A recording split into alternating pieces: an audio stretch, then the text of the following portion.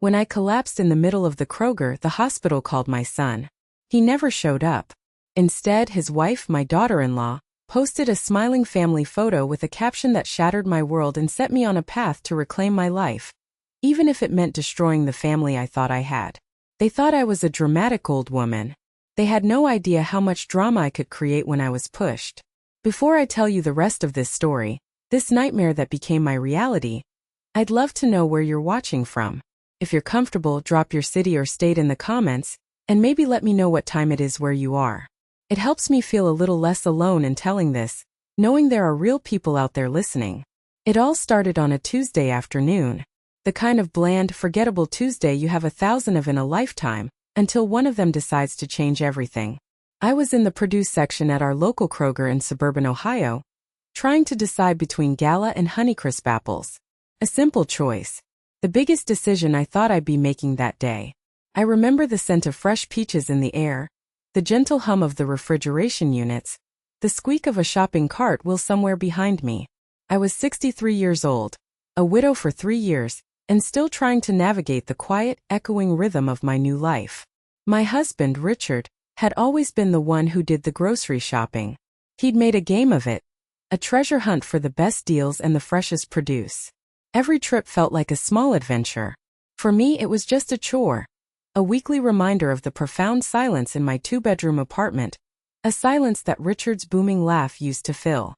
One moment I was reaching for a shiny red apple, and the next, a steel band clamped around my chest, squeezing the air from my lungs. The world tilted violently.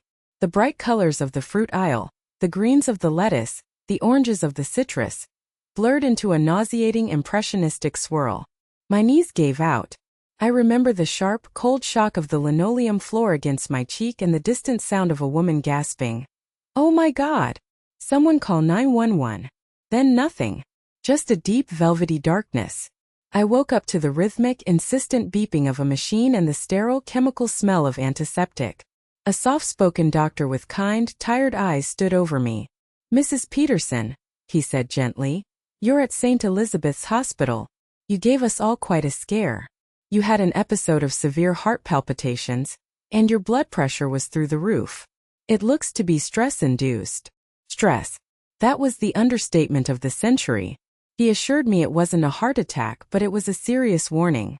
My body, it seemed, was done pretending everything was fine. "We've called your son, Mark," the doctor added, giving my arm a reassuring pat. "He should be on his way." A wave of relief washed over me, a warm tide against the cold fear that had settled in my bones. Mark would be here. My son. He'd know what to do. He'd take charge. I lay there watching the clock on the wall, the second hand sweeping in a slow, agonizing circle. 1 hour passed. Then 2. A nurse came in to check my vitals, offering me a small cup of water with a plastic straw. Her kindness felt like a spotlight on my solitude. I tried calling Mark's cell phone, but it went straight to his chipper recorded voicemail. I sent a text. "I'm at St. Elizabeth's Hospital. The doctor said I'm okay, but they want to keep me for observation. Please call me when you get this." The message sat there, a single blue bubble in a sea of white space, marked only as delivered. The initial relief began to curdle into a familiar, heavy feeling of dread. It was the same hollow ache I'd get when I'd call to invite them for Sunday dinner, only to be told they were just too busy. Hours passed, and the silence from my son was louder than any buzzing fluorescent light, more insistent than the beeping of the heart monitor beside me. But what I was about to see on my phone would be far more painful than any heart palpitation. To distract myself from the growing knot of anxiety in my stomach, and to fight off the terrible thoughts that my son might have been in an accident himself, I did what we all do. I picked up my phone and started scrolling through Facebook. It was a mindless habit, a way to numb the waiting and the fear. I saw pictures of a friend's new grandbaby, chubby and pink-cheeked. I saw an article about the best way to grow tomatoes, a video of a cat playing a tiny piano. It was a feed full of normal lives, normal problems, normal joys. It felt like a world away from the cold reality of my hospital room. And then a notification popped up at the top of my screen, a little red circle that would detonate the life I knew. "Ashley Peterson tagged you in a photo." Ashley, my daughter-in-law. A small, hopeful, desperately naive part of me thought, Oh, she must be posting a get well message. Maybe the hospital called her instead. And she's letting people know I'm okay. I tapped on the notification, my thumb hovering over the screen for a moment, bracing myself. The image loaded, pixel by pixel, and the air left my lungs in a single ragged gasp that made the heart monitor beside me skip a beat. It was a picture of a perfect family dinner. My son Mark sat at the head of the dining table. My dining table, the solid oak one Richard and I had bought at an antique fair on our 10th anniversary. He was grinning from ear to ear, holding up a glass of red wine and a toast. Across from him, in the high-back chair that used to be mine, sat Ashley. She looked radiant, her blonde hair perfectly styled, a smug, self-satisfied little smile playing on her lips. And between them was my granddaughter, 12-year-old Sophie, laughing at something just off camera. Her face a picture of pure, uncomplicated joy. They were in my house. The house on Elm Street that I had so trustingly let them borrow. The house where every corner held a memory of Richard, of our life together, of the family I thought we were. And then I read the caption. The words seemed to jump off the screen and brand themselves onto my mind. Finally, a day without the drama queen. Family dinner is so much more peaceful. Hashtag blessed, hashtag family, hashtag drama free. Drama queen. The phrase echoed in the silent room. Was that me? Was that who I was to them? The woman who raised him, who loved him, who was at this very moment lying alone in a hospital bed with wires taped to her chest, was the drama queen whose absence made their dinner so much more peaceful. I scrolled down through the comments, my hands shaking so badly I could barely control the screen. Friends of theirs, people I didn't even know, were posting hearts and smiley faces. Looks so relaxing, one wrote. Enjoy the peace, wrote another. And then I saw a comment from my own sister-in-law, Richard's sister, Nancy. A string of 3 crying laughing emojis. It was a gut punch. A betrayal on a level I couldn't comprehend. Even my own family was in on the joke. Just then, a friendly nurse came in to check my 4-drip. Feeling any better, hon? She asked, her voice cheerful. She saw the tears welling in my eyes and her face softened. Oh dear. Are you in pain? Should I get the doctor? I couldn't speak. I just stared at the timestamp on Ashley's post. 20 minutes ago. Right around the time the hospital would have called Mark. There was no mistake. There was no miscommunication. He knew. He knew exactly where I was. He had looked at his phone, seen the call from the hospital, heard the message, and he had made a choice. He chose dinner. He chose peace. He chose them. Is your son on his way to pick you up? The nurse asked, pulling out my discharge papers. He can sign you out right here. I took a deep, shuddering breath, and something inside me hardened, turning from fragile, grieving glass into solid, sharp-edged steel. He knew exactly where I was. He chose a peaceful dinner over his mother in the emergency room. In that moment, something inside me shifted. They wanted drama?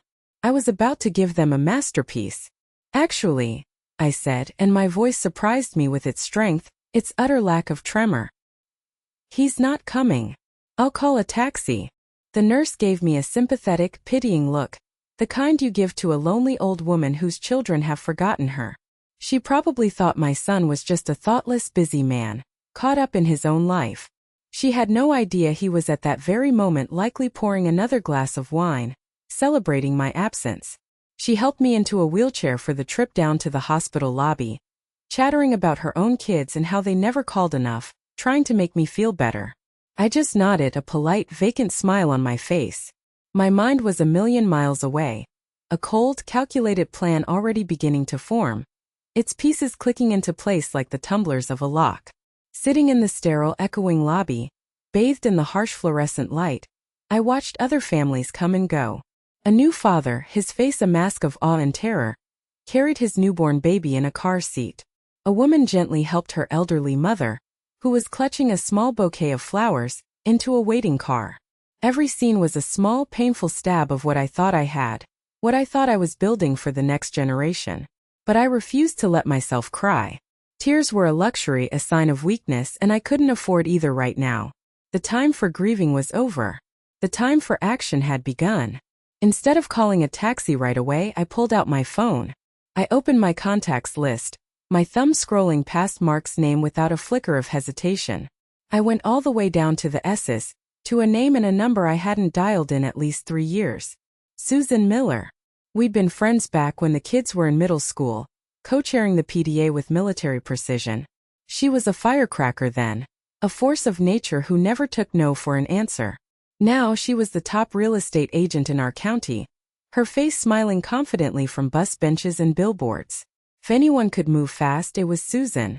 The phone rang once, twice, and then her brisk, no-nonsense voice came on the line. Susan Miller speaking. Susan, it's Carol Peterson. There was a brief surprised pause. Carol. My goodness, it's been ages. It's so good to hear from you. Is everything all right? You sound. She trailed off, not wanting to say it. Strained. Different. I'm fine, Susan.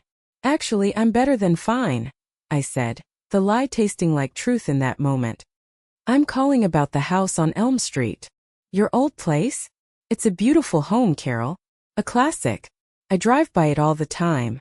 Mark and his family are keeping it up nicely, she said, just being polite, trying to catch up. Yes, well, things are about to change. My voice was as cold as the tile floor beneath my slippers. Do you remember what you always told me back in the day? That if I ever decided to sell, you'd have offers on it before the for sale sign was even in the ground. I do, she said, her tone shifting instantly from friendly to professional. She smelled a sale. That neighborhood is prime real estate. A house like that, with that kind of character? In this market, it would sell in a week, maybe less. We'd likely have a bidding war. Are you thinking of selling? I'm not thinking about it, I said, watching a yellow taxi pull up to the hospital's sliding glass doors. I'm doing it. I want you to list it. Immediately. Susan was quiet for a second, processing the suddenness, the urgency in my voice. Immediately? Carol, we need to do paperwork, disclosures, staging photos. There's a process. How fast can you get the paperwork ready? I cut her off, my patience gone.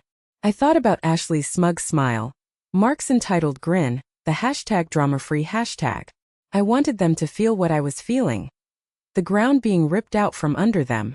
Susan laughed, a sharp, appreciative sound that I remembered from our PTA days.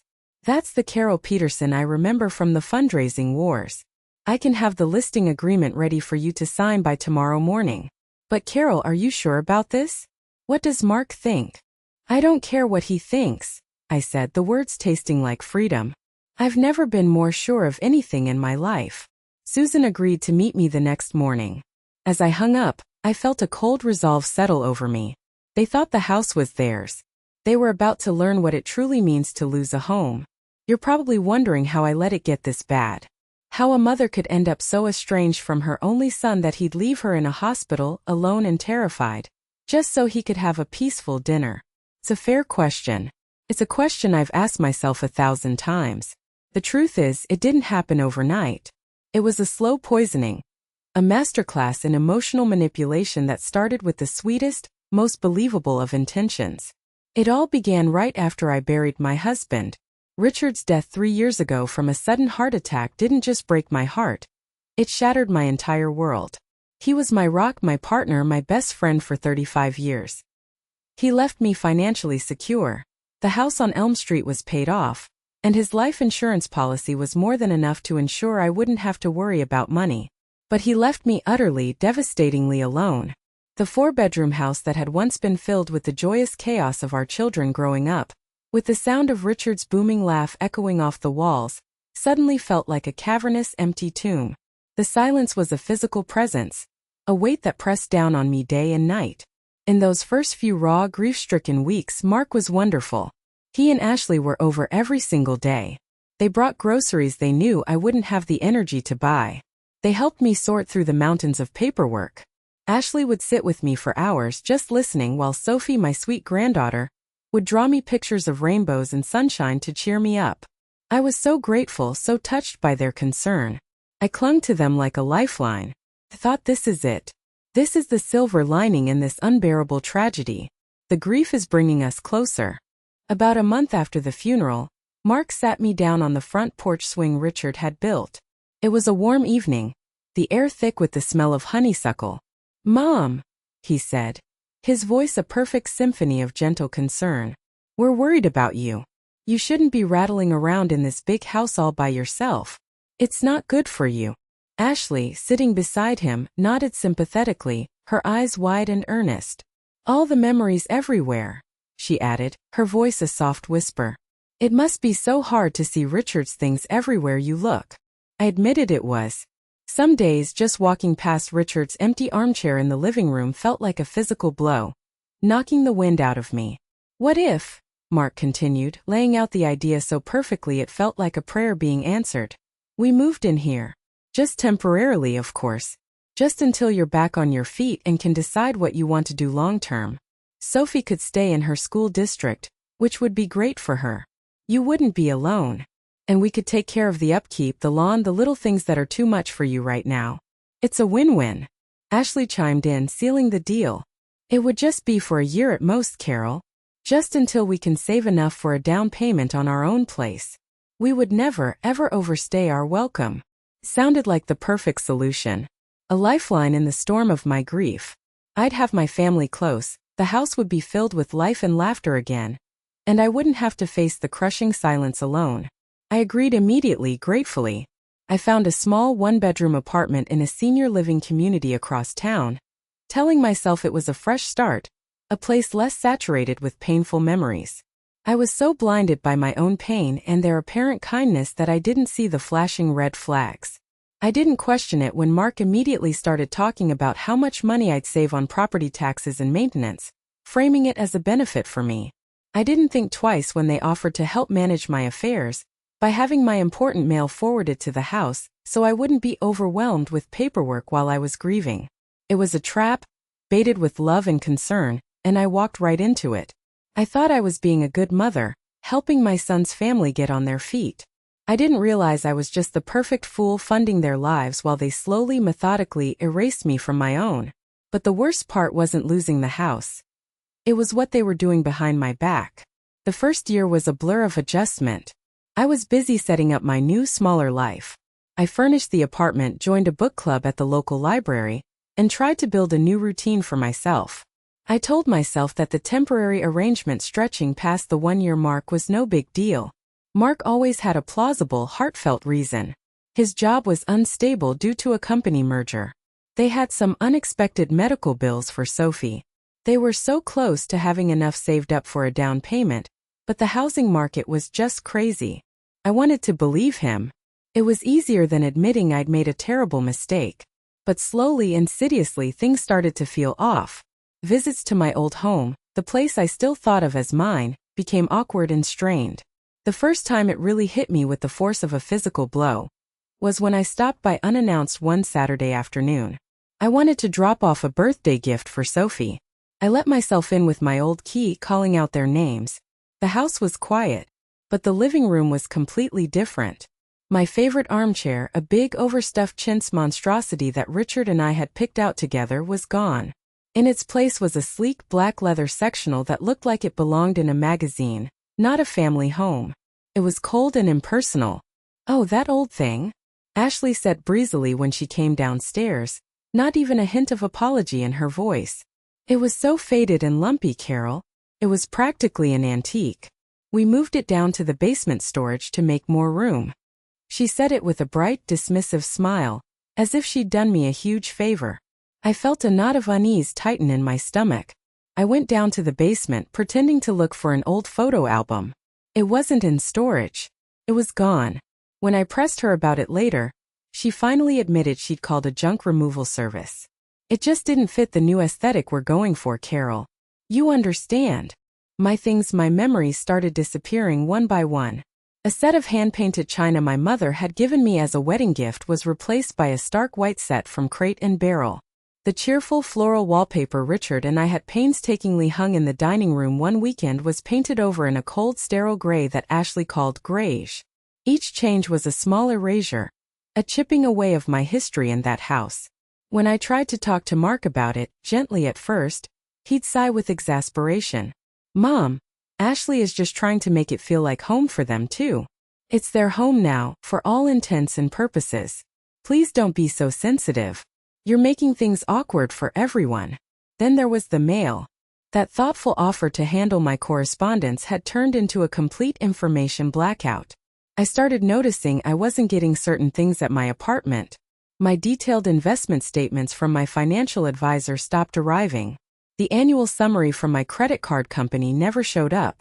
When I asked, Mark would just say, "Oh, it's probably just junk mail, Mom. We throw most of it out to keep things tidy for you. Don't worry, we'd tell you if anything important came." I was paying my main bills online, so I didn't think much of it.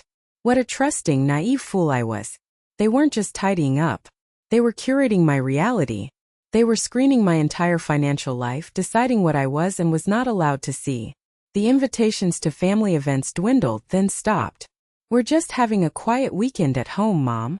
Then I'd see pictures on Facebook of a big backyard barbecue with all their friends, the one I wasn't invited to. I was becoming an inconvenience, a relic from a past life they were eager to paint over and redecorate. I felt like a ghost haunting the edges of my own family. I just wanted my family close. I thought I was preventing loneliness, but I was just inviting the wolves over the threshold. What would you have done? Have you ever had family take advantage of your kindness? Let me know in the comments below. I read every single one. I told myself I was being paranoid, that it was just my grief making me see shadows where there were none. I didn't want to cause trouble. I didn't want to be the drama queen they were already starting to paint me as. I didn't realize that my silence was their greatest weapon, and I was handing it to them every single day. The next morning I sat in my small sun-filled apartment, a stack of papers I'd gathered on my tiny kitchen table. The place felt more like a cage than a home. Susan, my realtor friend, arrived right on time, holding 2 large cups of coffee from a local cafe. But she wasn't alone. With her was a sharp, impeccably dressed woman in her 50s with intelligent eyes behind stylish glasses, who radiated an aura of calm competence. "Carol, this is Diane Fisher," Susan said, placing a coffee in front of me. "She's an attorney. After our call last night, your voice, it worried me. I felt you might need more than just a real estate agent. I took the liberty of asking her to join us. I hope you don't mind." I didn't mind at all. I was relieved. I felt like I was drowning, and someone had just thrown me a life raft. I shook Diane's firm hand. She didn't waste time with small talk or pleasantries. She got right to the point. "Carol," she began, her voice even and professional, "Susan gave me the basics of your situation. Before we can even talk about selling the house, I need to understand the living arrangement completely. Was there any formal lease agreement? Did they pay you any rent, even a token amount?" I shook my head, feeling a flush of embarrassment creep up my neck. "No, nothing like that. It was just family helping family." I never thought. Diane and Susan exchanged a quick, knowing look. "That's both good and bad," Diane said, her expression unreadable. "The good news is you are unequivocally the sole owner of the property. Your ownership is not in question. The bad news is, after 3 years of continuous, uninterrupted occupancy, they might try to claim tenants' rights, even without a lease. They could try to argue they have a right to a formal, lengthy eviction process, which could tie up the sale of the house for months." Eviction. The word hung in the air, heavy and ugly. I had never thought of it in those terms. It sounded so hostile, so final. But then Susan pushed a thin manila folder across the table toward me. "There's something else, Carol. Something that worried me more. I did a preliminary title search on your property last night from my office." She opened the folder. "The public records show that several liens were filed and subsequently released against your property in the past 18 months. "Liens?" I stared at her, the word foreign and threatening. "What kind of liens?" "Home improvement loans primarily," she said, pointing to a line item on the document. "There was a big one for a new roof last year, and another, even bigger one, for a complete kitchen remodel about 6 months ago. They were all taken out and paid off, which is good for the title, but it suggests they've been borrowing significant amounts of money against the property's equity." The room started to feel like it was tilting, the sunlight from the window too bright. A new roof? A kitchen remodel? I knew they had done some work on the kitchen. Ashley had bragged about the new granite countertops, but they had told me it was with their own savings, a bonus Mark had received from work. "I never authorized any home improvement loans," I whispered, my voice barely audible. "I would never do that." Diane leaned forward, her gaze intense and focused. Carol, I need you to be honest with me. When was the last time you personally checked your own credit report? I tried to think. The truth was I hadn't. Richard had always handled the big finances, the investments, the credit scores. Since he died, I'd just been making sure my utility bills were paid on time from my checking account. I don't remember, I stammered. Maybe a few years ago, before Richard passed. We need to pull your credit report.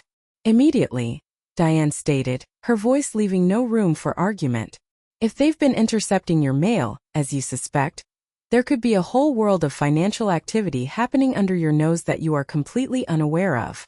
While Diane got on her laptop, her fingers flying across the keyboard to access the credit reporting agencies with my permission, I sat there, the coffee Susan brought growing cold in my hands. I felt like a fool. A naive, trusting, blind fool. While I was feeling grateful for their help, they had been leveraging my home, the biggest asset Richard and I had built together, for their own gain. I had been living in this tiny apartment, meticulously paying my rent every month, while they were living mortgage-free and remodeling my kitchen with my equity. Diane looked up from her screen, her face a grim mask. Okay, Carol. We have the initial reports. She paused, taking a deep breath before delivering the blow. There are several accounts here, credit cards and loans, that you might not recognize. She turned the laptop screen toward me, and my world began to completely unravel. And that's when Diane said the words that made my blood run cold. I think selling the house might be the least of your problems. The very next morning, my phone started buzzing on the kitchen counter, as if it were having a seizure. It was Mark. I stared at his name, a name that once brought me joy, and now only inspired a cold, hard knot in my stomach. I let the call go to voicemail. The message he left was a masterpiece of arrogant disbelief. Mom, we need to talk. Now, there's some crazy woman from a real estate agency calling here, talking about taking pictures, saying she's listing the house. Obviously, there's been some kind of monumental mistake. You need to call me back immediately and clear this up before it gets embarrassing. Obviously, there's been a mistake. As if the very idea of me, his aging, grieving mother, making a decision of this magnitude without his explicit permission was a concept from another universe. Before I could even finish listening to his condescending message, the phone rang again. This time it was Ashley. I recognized the number from Sophie's phone.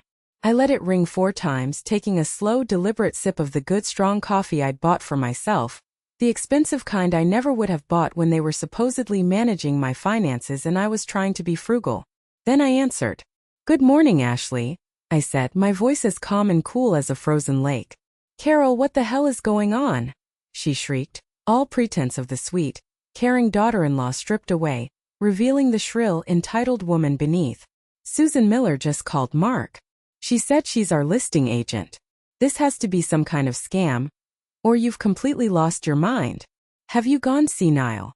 I let the silence stretch for a few pregnant seconds, enjoying the sound of her sputtering on the other end. Actually, Ashley, Susan is my listing agent, I said, enunciating each word with precision. And considering she's been the top agent in this county for 30 years, I'd hardly call her a scammer. As for my mind, I assure you, it has never been clearer. Your listing agent? Her voice climbed an octave, cracking with raw panic. What are you talking about? You don't own this house anymore. We've been living here for 3 years. We've been paying for the upkeep. We've made improvements. I almost laughed out loud. The sheer audacity was breathtaking. Living here? Yes, you have. Rent-free, I might add. Paying for upkeep?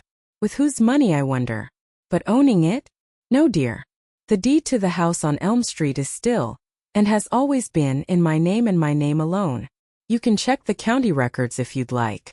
It's public information. More silence.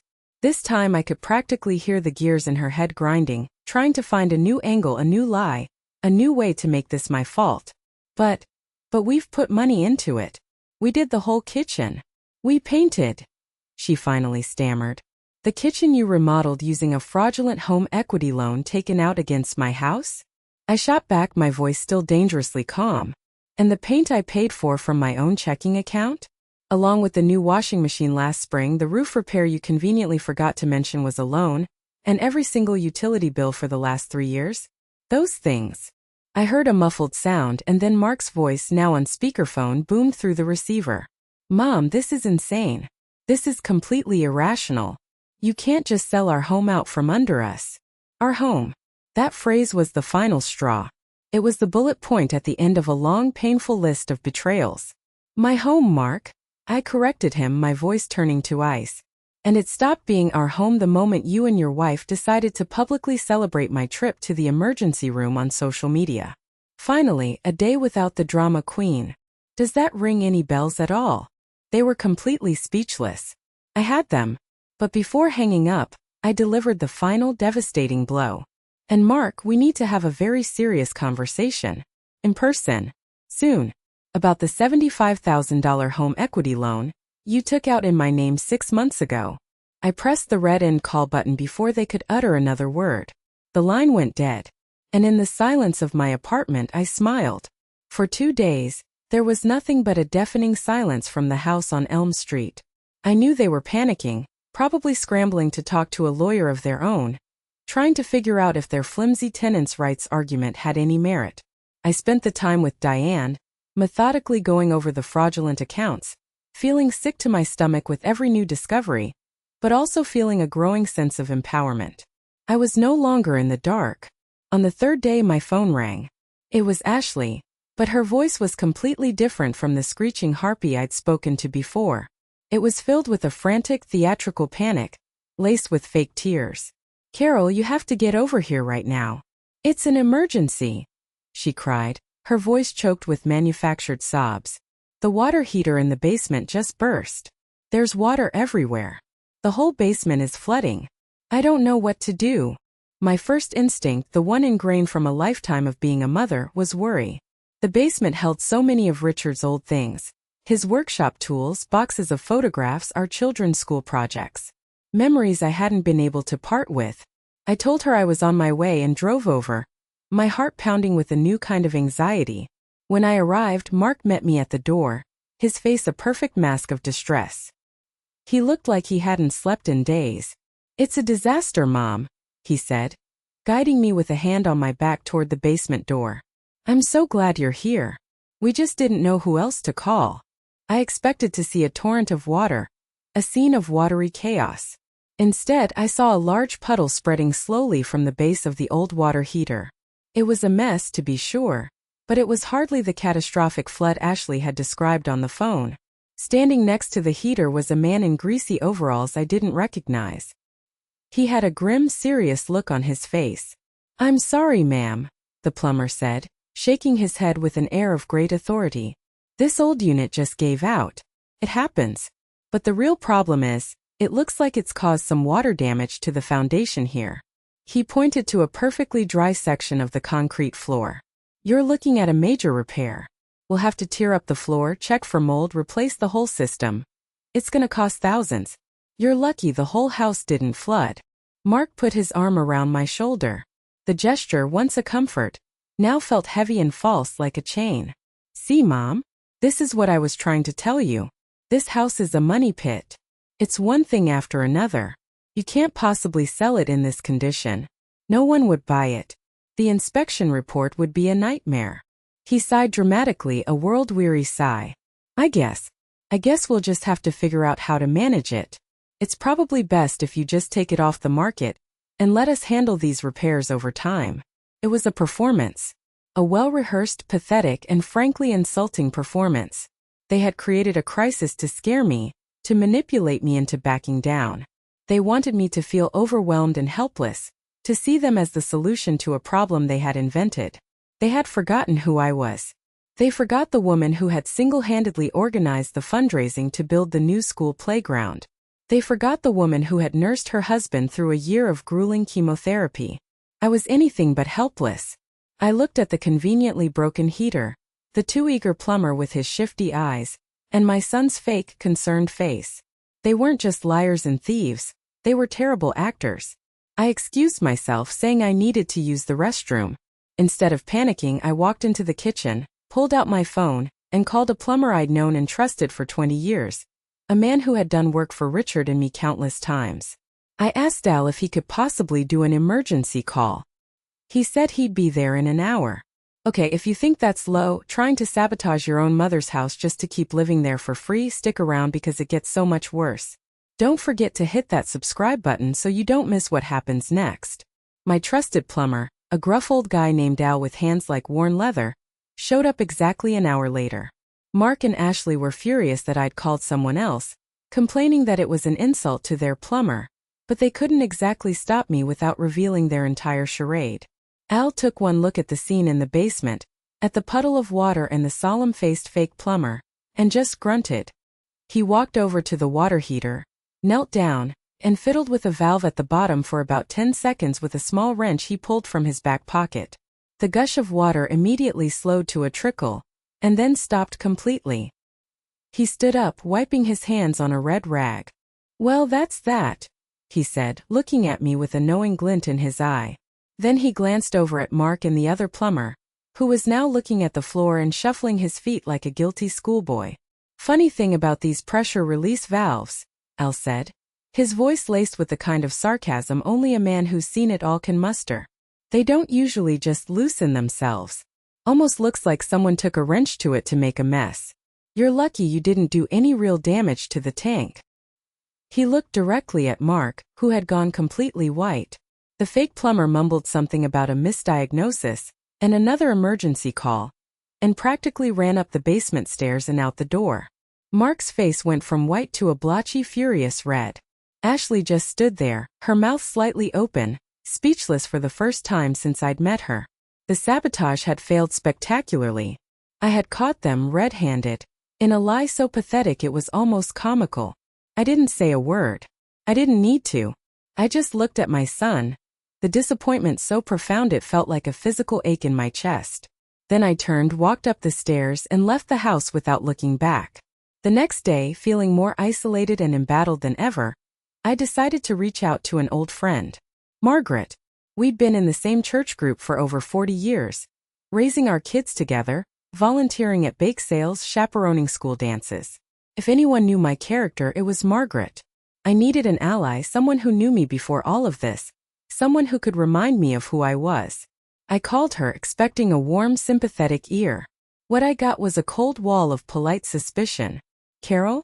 "Oh, hello," she said, her voice strained and distant, a voice I hadn't heard from her in 4 decades of friendship.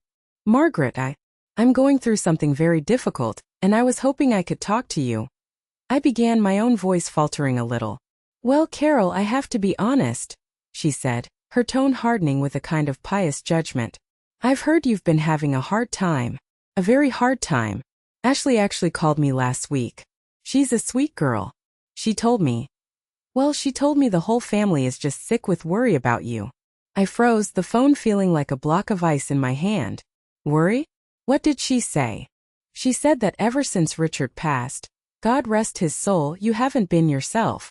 That you've become forgetful, angry, and well, paranoid," she said, the word landing like a stone. "She said you're making these wild accusations against her and Mark. She told me you even accused them of breaking your water heater on purpose." "Carol, that sounds unwell. Are you sure you're getting the help you need?" It was a systematic, calculated campaign to discredit me to everyone I had ever known and trusted. They were laying the groundwork, poisoning the well, making sure that when I finally screamed for help, no one would believe me. They would all just shake their heads and say, "Poor Carol. She's really lost it since her husband died." They weren't just trying to steal my assets. They were trying to steal my sanity, my credibility, my very identity in the community I'd lived in for 40 years. And I realized I was fighting a war on 2 fronts. That night, sleep was an impossibility. Margaret's words, Ashley's words spoken through Margaret's mouth, echoed in the oppressive silence of my apartment. Paranoid. Unwell. Making wild accusations. They were methodically building a cage of doubt around me, and my oldest friends were helping to lock the door. A crazy old woman is easy to dismiss. A crazy old woman is easy to steal from. A crazy old woman can be made to disappear into the fog of dementia and legal paperwork. I sat in the dark, the glow of my laptop screen casting long, dancing shadows on the wall. Diane, my lawyer, had given me my marching orders. She'd walked me through the process, helping me get the passwords to access the online portals for the 3 major credit bureaus: Experian, Equifax, and TransUnion. We need to see exactly what they've been doing, she'd said, her voice grim. We need the complete, unvarnished picture. With a deep, trembling breath, I logged into the first one. The homepage that loaded was a dashboard of my financial life, or what was supposed to be. I saw my credit score, and to my astonishment, it was surprisingly high, in the excellent range. Of course it was.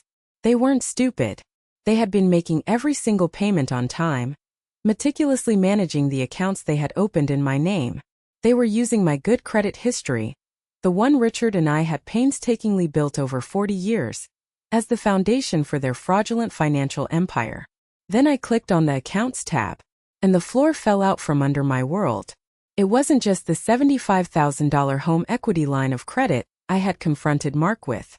That was just the appetizer. The main course was a horrifying feast of their greed. I saw a Chase Sapphire credit card, opened 18 months ago, with a current balance of $15,321. An American Express Platinum card, opened a year ago, with a balance of $22,150. A Discover card with a $10,000 limit, maxed out. A personal loan from a company called Lightstream for $30,000, taken out 9 months ago. There was a Best Buy card, a BP gas card, even a line of credit with Tiffany & Company. All in my name. All using my social security number. All listing the address on Elm Street as the primary residence. The total debt they had racked up in my name was over $120,000. My heart hammered against my ribs, a terrifying echo of my collapse in the Kroger. This was the stress the doctor had been talking about.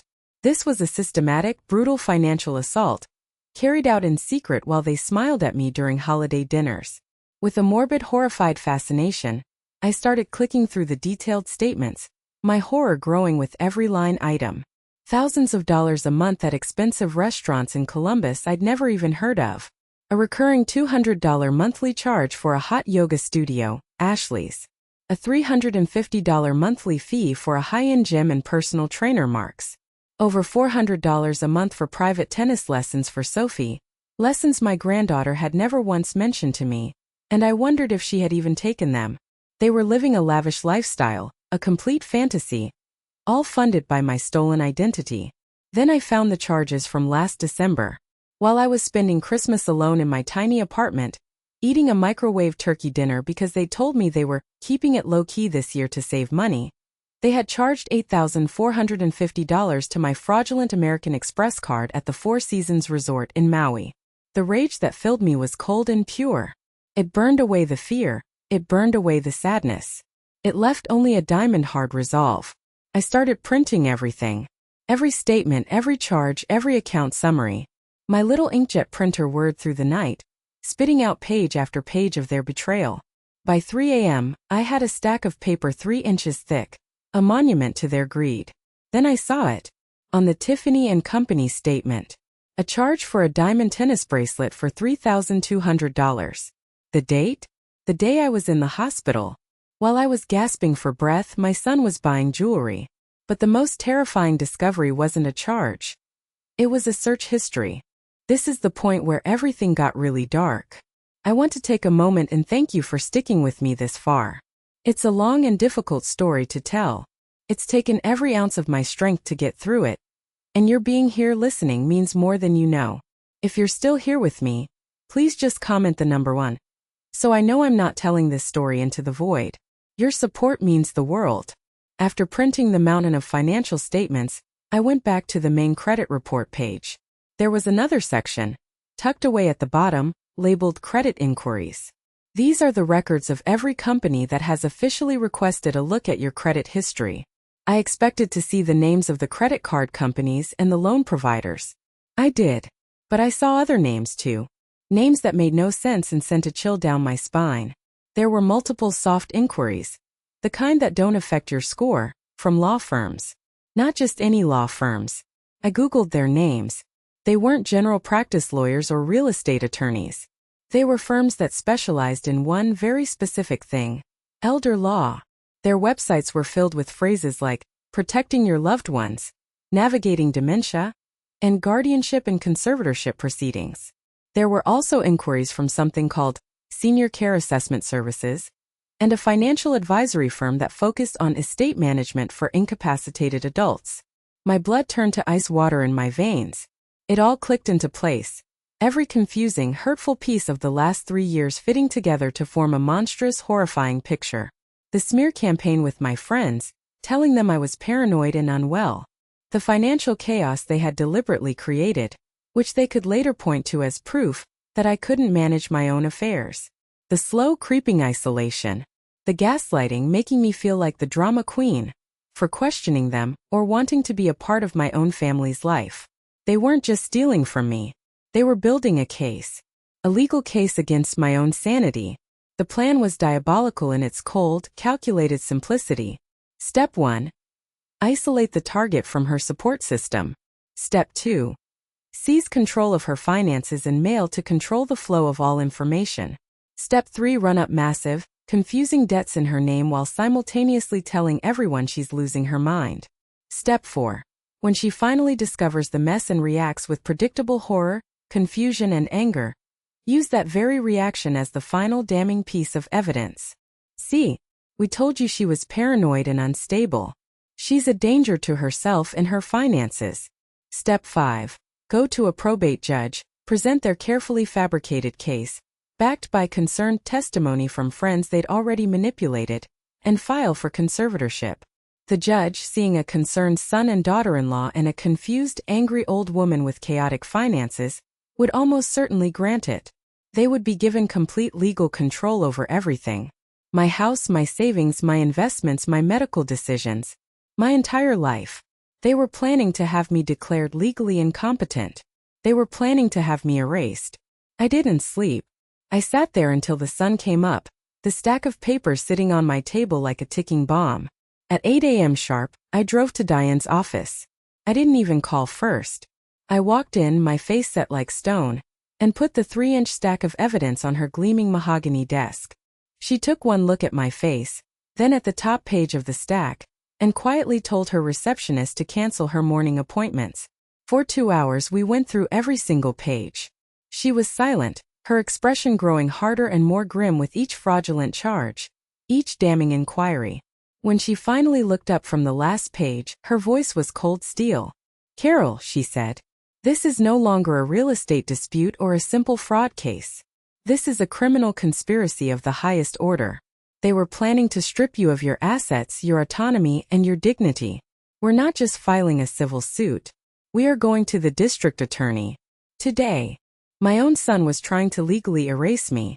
We had to move fast, but I had no idea they were about to play their cruelest, most desperate card yet. That afternoon, just as I was getting back from a tense, draining 3-hour meeting at the district attorney's office with Diane, there was a knock on my apartment door. I opened it to find my granddaughter, Sophie, standing in the sterile, beige hallway of my senior living community. Her face was pale and tear-streaked, her shoulders slumped in defeat, and in her small hand, she clutched the handle of a pink rolling suitcase adorned with unicorn stickers. "Grandma," she whispered, her voice choked with sobs as fresh tears spilled down her cheeks. "Please, please don't make us be homeless. Mom says we're going to have to live in our car because you're selling the house and we have nowhere to go." My heart, which I thought had been shattered, pulverized, and turned to dust, somehow found a way to break even more. Using their own child. Weaponizing my love for my granddaughter.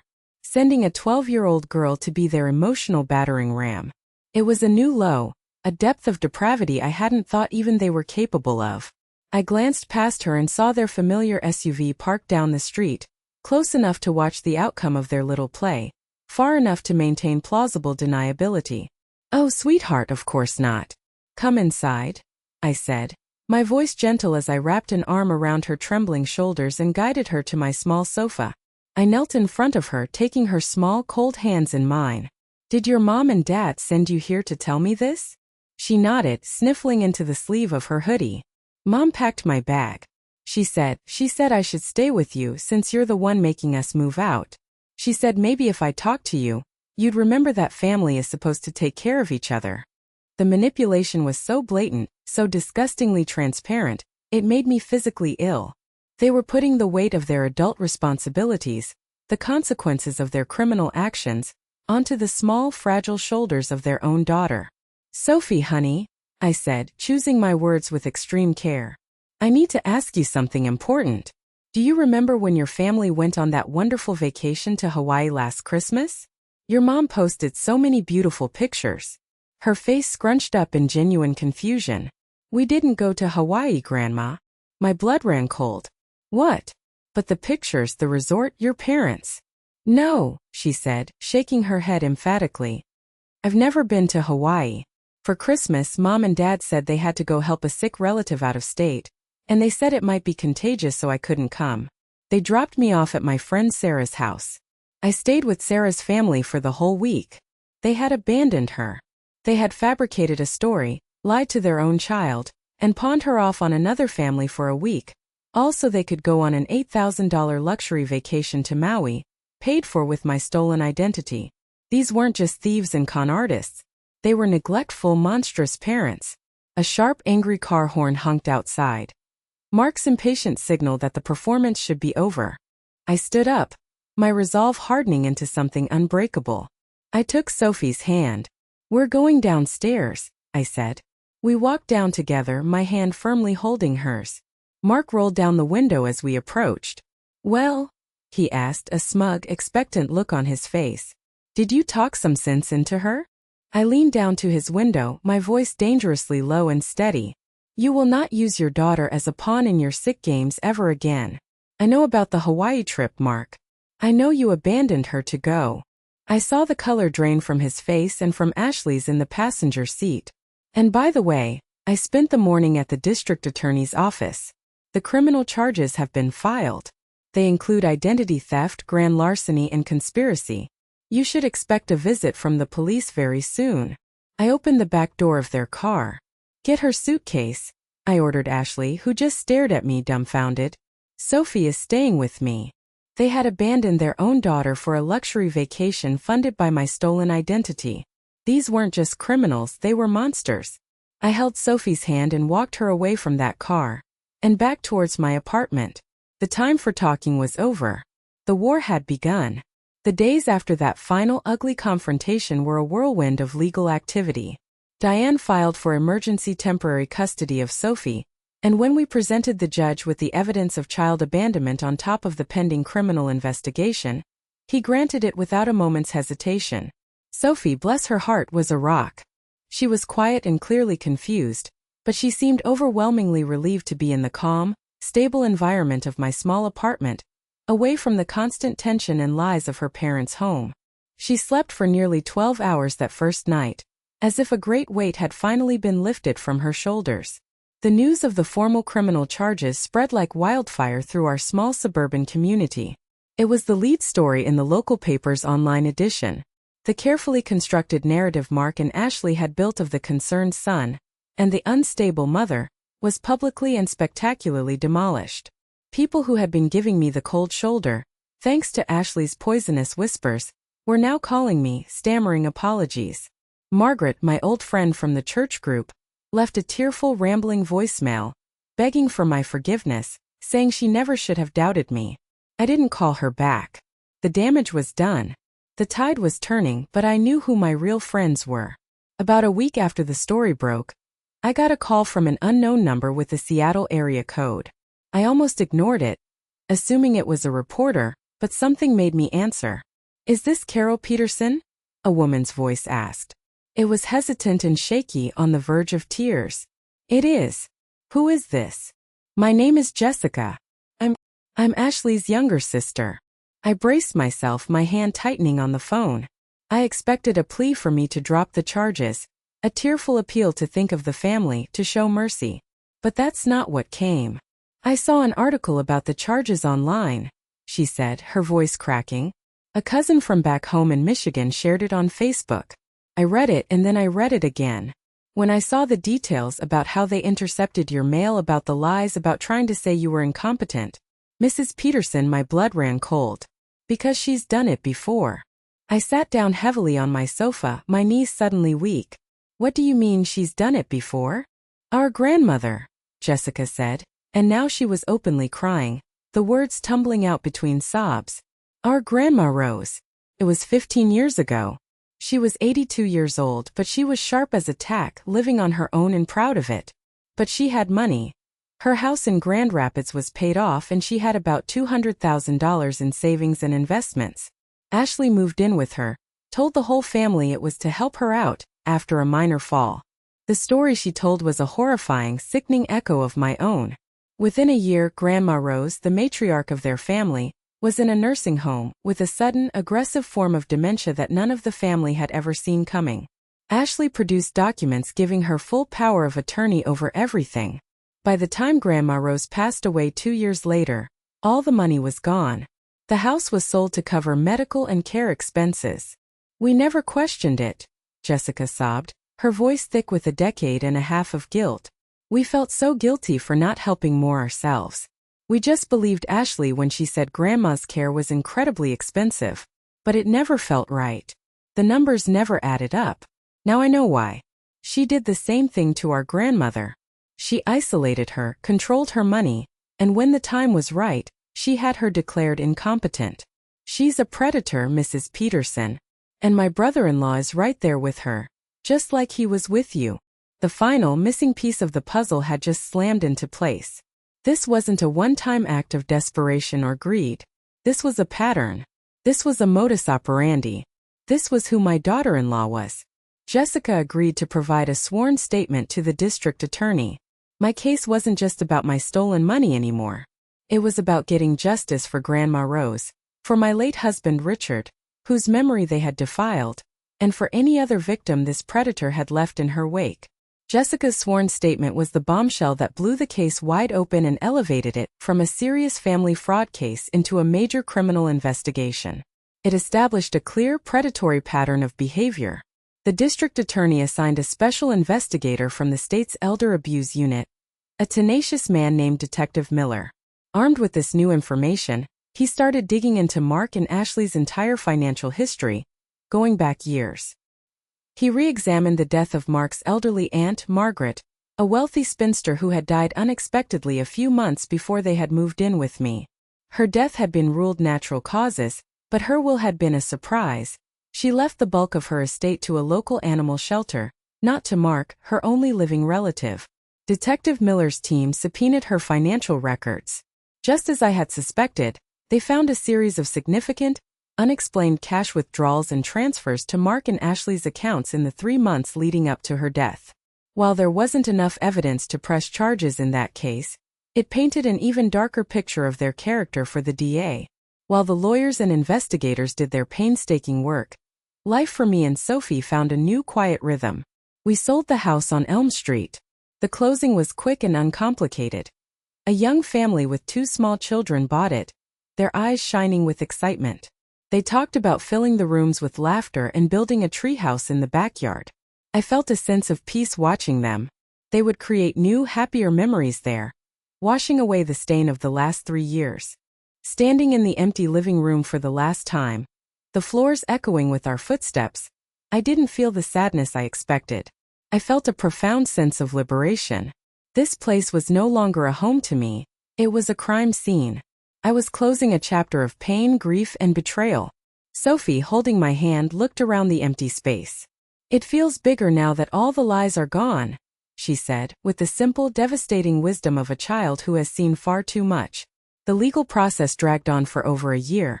A slow grind of motions, hearings, and delays. But I was patient. My anger had cooled from a raging fire to a steady, burning ember of resolve. Diane, my lawyer, was a bulldog in the courtroom and in negotiations. Mark and Ashley, faced with a mountain of irrefutable evidence, the fraudulent credit card statements, the testimony from my plumber Al about the sabotage, the background check on their fake plumber, the sworn affidavit from Ashley's own sister, and the damning internet searches for conservatorship lawyers, had nowhere left to hide. Their lies had run out. Their carefully constructed narrative of the concerned son and the crazy, paranoid mother had been systematically and publicly dismantled. In a last-ditch, cowardly effort, Mark's lawyer tried to paint Ashley as the manipulative mastermind and Mark as her hapless, love-struck victim.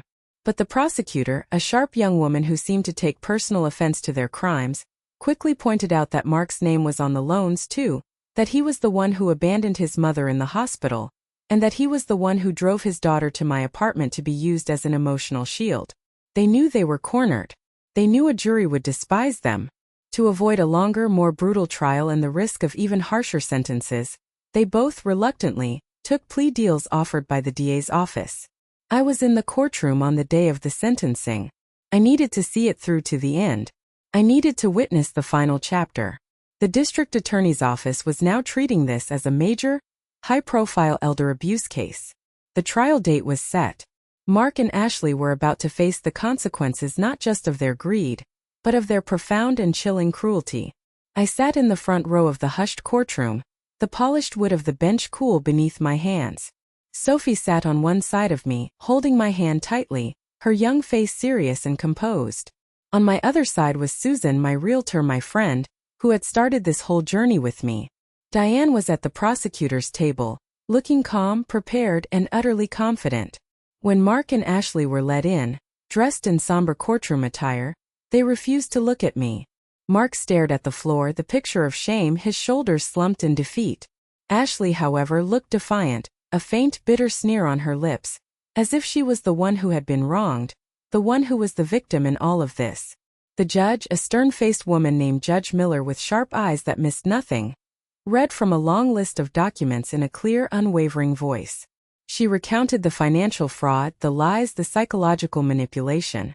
She spoke with barely concealed contempt about the calculated cruelty of the drama queen post, calling it a monument to their callousness. She lingered on the details of the abandonment of Sophie during the Hawaii vacation, her voice laced with disgust.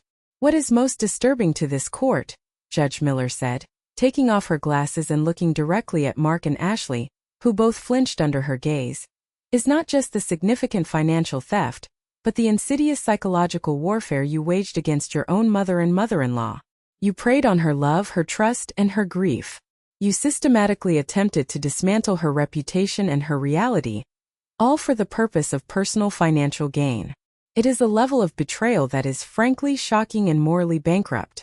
When it was time for sentencing, the plea deal was laid out. Mark, as the primary instigator and direct family member, was sentenced to 2 years in a state penitentiary. 2 years. In the grand scheme of things, it didn't feel like nearly enough for a lifetime of trust shattered, but it was something real, something tangible. Ashley received 18 months of intensive community service, and in a stroke of what I could only call karmic justice, she was assigned to work in the geriatric ward of a state-run nursing home, and 5 years of strict probation. They were both ordered to pay back the full restitution of $127,482. The court placed a lien on any future earnings or property they might ever acquire. And finally, the judge addressed the custody of Sophie. She granted me permanent legal guardianship, calling Mark and Ashley unfit to parent at this time. She looked over at Sophie, who sat bravely beside me, and her voice softened for the very first time that day. "Young lady," she said, a hint of a smile touching her lips, "you have a grandmother who has fought like a lioness for you and for the truth. You are in good hands." Justice wasn't just about the money. I knew I'd probably never see all of it back. It was about the truth finally being spoken aloud in a place of authority. It was about every person they had lied to, who now saw them for what they truly were. It was about my granddaughter, finally safe and free from her parents' toxic influence. It was about me finally completely free. Now, 2 years later, I'm sitting on the porch of my new smaller home in the Blue Ridge Mountains of North Carolina. The air here is clean and smells of pine, and the mountains are a constant, calming presence on the horizon. Sophie, now a bright, funny, and thriving 14-year-old, is arguing with a friend about what movie to watch tonight. Her laughter is the best sound in the world. She is in therapy, as am I. We are healing together, learning to navigate the scars they left behind, learning to trust again. I volunteer 3 days a week at a local center that helps victims of elder abuse. I listen to stories that are heartbreakingly, terrifyingly similar to my own, and I tell them what I needed to hear back then. You are not crazy, you are not dramatic, and you are not alone. Mark calls sometimes from a halfway house he was moved to after serving 18 months. He's out on parole. The calls are stilted, awkward. He talks about wanting to rebuild a relationship with Sophie, but he never truly apologizes. He just says he made mistakes and was under a lot of pressure. Some things, once broken so completely, can never be put back together in the same way. Sophie recently built a small clubhouse in the backyard with her friends. She hammered a hand-painted sign over the door in bright, cheerful colors. It reads, "Carol and Sophie's Clubhouse. No drama queens allowed." Smart kid. She learned early that the people who call you dramatic are usually the ones creating all the chaos. Thank you so much for listening to my story. Don't forget to hit that subscribe button if you haven't already. If you or someone you know has ever felt invisible, been taken advantage of, or had to fight for your own truth against the people who were supposed to love you most, please feel free to share your experience in the comments. Your voice matters. You are not alone.